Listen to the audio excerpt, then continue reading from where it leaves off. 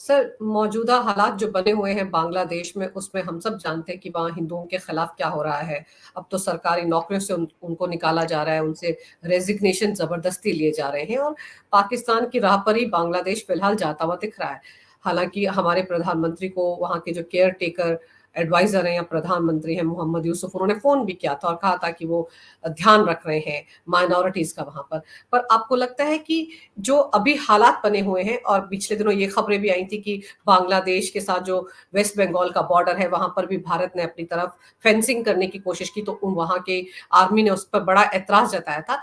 आपको लगता है कि हमारे रिश्ते पहले जैसे सौहार्दपूर्ण बने रह पाएंगे जब तक कि शेख हसीना भारत में रहती हैं? अगर ओवरऑल सिचुएशन पिछले 50-60 साल की देखी जाए तो यस, हमारे relation bye and large Bangladesh के साथ ठीक रहे हैं। बहुत ज्यादा अच्छे या अच्छे रिलेशन सिर्फ पिछले 15-20 साल के थे, जहां शेख हसीना का एक कहा जाता है कि एक बड़ा रोल था, क्योंकि वो अपनी गवर्नमेंट में इन्फ्लुएंशियल थी, अपने कंट्री में एक स्टेबल सरकार दे रही थी और इंडिया के साथ अच्छे रिलेशन रखकर उसके बेनिफिट्स को वो इंजॉय कर रही थी, अपने लिए नहीं, अपने देश के लिए। जिस तरीके से ट्रेड में, जिस तरीके से पॉलिटिकल स्टेबिलिटी में, ओवरऑल इंफ्रास्ट्रक्चर इंप्रूवमेंट में बांग्लादेश ने काफी हद तक बहुत अच्छा किया है, टू दी एक्सटेंट कि उनकी इकोनॉमी का ग्रोथ जो था वो इंडिया और पाकिस्तान दोनों से बेटर था। ये पिछले 2 ही साल से हम देख रहे हैं कि थोड़ा सा वो टर्बुलेंट हो गया था, बट बाय एंड लार्ज अगर थोड़ा लंबाई में पीछे जाए तो उन्होंने वो सारे फायदे जो as a good neighbour India से वो अर्न कर सकती थी, वो उन्होंने अर्न किए हैं, इसमें कोई डाउट नहीं होना चाहिए। बट यस, अब जब बात आती है रिलेशंस के बीच में, स्टार्टिंग फ्रॉम द डे कि जिस दिन शेख हसीना आई है, उस दिन से इंडिया और बांग्लादेश के बीच का ट्रेड एक तरह से ग्राइंडिंग हॉल्ट पर आ गया है। और वो ट्रेड सिर्फ हमारे साथ ही नहीं, किसी के भी साथ आप बात कर ली, पोर्ट्स के ऊपर सामान पड़ा हुआ है, बॉर्डर के ऊपर सामान पड़ा हुआ है। एक वो सिचुएशन अनसर्टेनिटी की आ गई है कि जो वो सामान अगर कंज्यूमेबल्स है तो वो पड़े पड़े खराब हो जाएगा, सड़ जाएगा। जो बाकी चीजें अगर उन्हें जल्दी से जल्दी रिट्रीव नहीं किया गया, जैसे अगर हमारे उनके बीच में कपड़े का एक बहुत बड़ा बिजनेस चलता है, एपरल इंडस्ट्री हमारी बहुत इंप्रूव चल रही है उनके साथ, बट अगर इस बारिश के सीजन में ये चलता रहा तो एक तरीके का बड़ा हैवी नुकसान दोनों साइड को हो सकता है। बट फिर भी बड़ी जिम्मेदारी से कहूंगा कि ये नुकसान शायद इंडिया तो सह जाए अपनी इकोनॉमी को देखते हुए, बांग्लादेश को सहना अपने आप में मुश्किल होगा। ये वो वाली बात है कि अगर 1 रुपया की वैल्यू क्या है, ये तो उस आदमी से पूछिए जो 2 दिन से भूखा है। इस समय बांग्लादेश को उस 1 रुपए की जरूरत है, हर रुपए की जरूरत है, हर पैसे की रिस्पेक्ट करना जरूरी है, क्योंकि जिस दुविधा में वो इस समय फंसा हुआ है कि अगर वो फेनेटिज्म को रोकना चाहता है, एक्सट्रीम मुस्लिम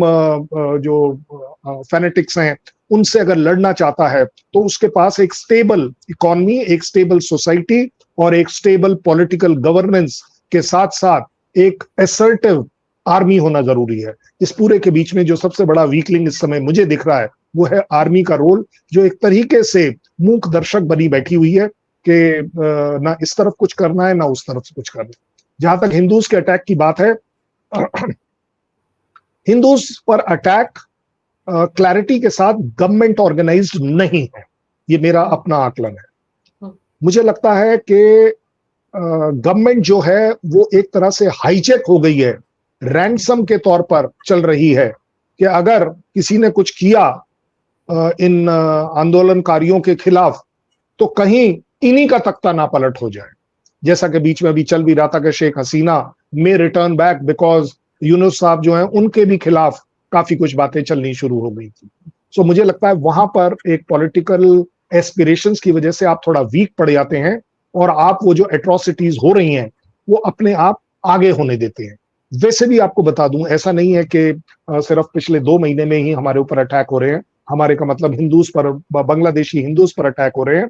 अगर आप ओवरऑल देखें 33% से 12-14% तक अगर वो पॉपुलेशन सिकुड़ कर हुई है तो उसका कोई ना कोई रीजन रहा होगा। दैट मीन्स सीधा सीधा कि उनको गायब किया गया, उनको कन्वर्ट कराया गया, क्या कराया गया क्या नहीं कराया।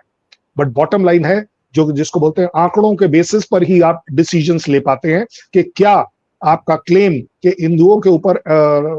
कायराना अटैक और उनके ऊपर जाति हो रही है या नहीं, ये फिगर जरूर बताता है कि सिस्टमेटिकली हमेशा से हो रही,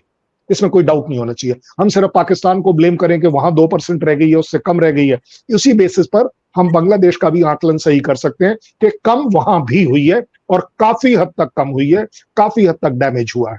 इस पर्टिकुलर प्रोसेस में मुझे नहीं मालूम कि क्या कत्ले आम हुआ है या नहीं। मुझे लगता है शायद सब कुछ हुआ है सिवाय एक, जिसको बोलते हैं ना टोटल कत्लेआम, शायद वो वाली सिचुएशन अभी तक नहीं आई है, जिसके वजह से आप देख रहे हैं कि हिंदूज वहां के इकट्ठे होकर प्रोटेस्ट कर रहे हैं। हिंदू कम्युनिटी अपने आप को इकट्ठा कर कर सड़कों पर हजारों की संख्या में आकर प्रोटेस्ट कर पा रही है। मुझे लगता है ये सबसे अच्छी बात हुई है कि बांग्लादेश में हिंदूज सिर्फ ये नहीं देख रहे कि क्या हम पलायन करें या ना करें,